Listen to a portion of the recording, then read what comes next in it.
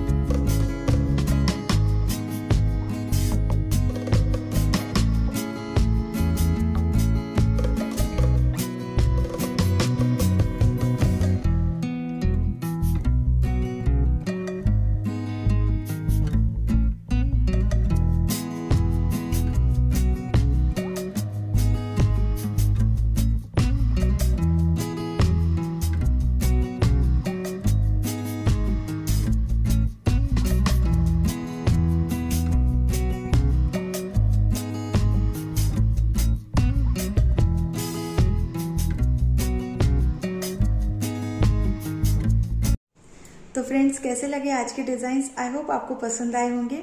अगर आप इसी तरह की और वीडियो देखना चाहते हैं तो मुझे कमेंट सेक्शन में ज़रूर लिख के बताएं।